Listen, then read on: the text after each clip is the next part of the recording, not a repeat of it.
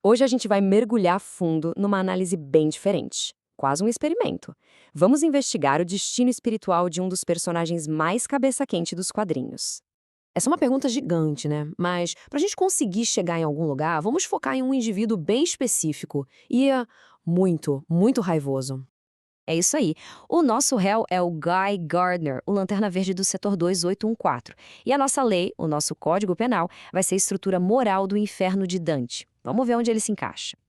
Bom, antes de julgar a alma, a gente precisa entender a pessoa, né? De onde vem toda aquela fúria, aquele temperamento que já virou lenda. A vida dele é um verdadeiro estudo de caso de como o trauma pode azedar e se transformar em vício. Isso vem desde a infância, que foi super complicada, até um acidente gravíssimo que mudou ele completamente, para sempre. E essa frase resume tudo de forma brilhante. O problema não são só as falhas dele, mas o fato de que ele as abraçou como parte de quem ele é. E isso, na teologia moral, tem um nome bem sério: impenitência. É um ponto crucial.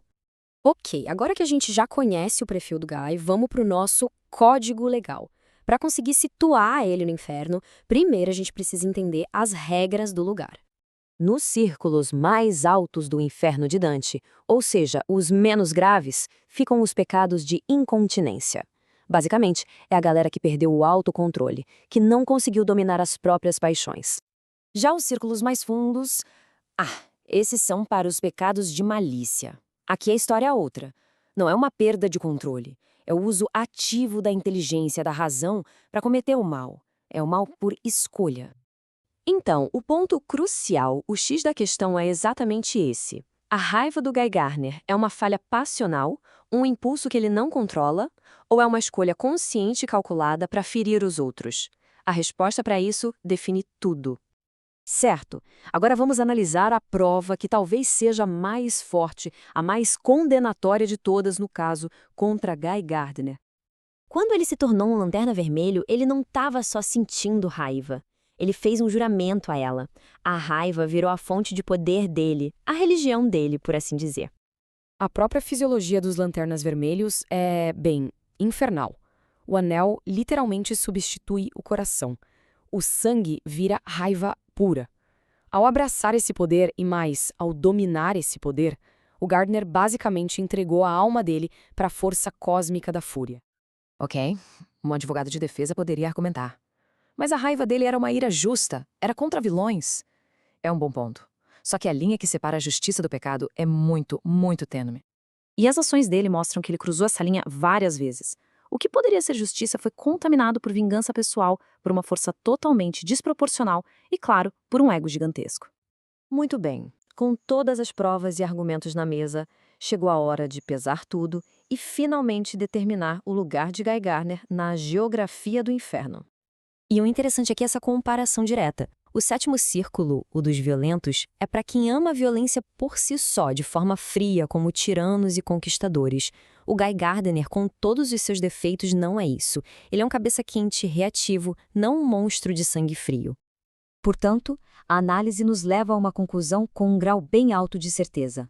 A alma dele pertence ao quinto círculo, a morada eterna dos iracundos. Mas o que significa esse veredito na prática? Vamos explorar a punição exata para esse pecado, o chamado contrapasso, que é uma pena poeticamente adequada ao crime. Imagina a cena: ele não acorda em Oa, o lar dos lanternas. Ele acorda na margem de um pântano imundo, sem esperança e, o pior de tudo, sem seu anel de poder, sem sua força de vontade. A punição dele é um espelho perfeito do seu maior defeito em vida. Ele está preso numa briga eterna, sem propósito, onde toda a sua agressividade só gera mais dor e sofrimento, sem nenhuma vitória. Um ciclo sem fim. Mas no inferno de Dante, o tormento físico muitas vezes nem é o pior. A tortura psicológica pode ser muito mais cruel. O inferno particular dele é feito sob medida para atacar o seu orgulho. Ele é forçado a reviver eternamente a sua maior humilhação, a encarar a perda do seu grande amor e a sentir, de novo e de novo, a impotência de não ter mais o seu poder. Isso tudo nos deixa com uma última pergunta, uma pergunta que ecoa. A análise da fonte não termina com uma condenação definitiva, mas com um fio de esperança, a ideia de que talvez, mesmo uma alma como a de Guy Gardner, pudesse, em seu último suspiro, ter escolhido um caminho diferente.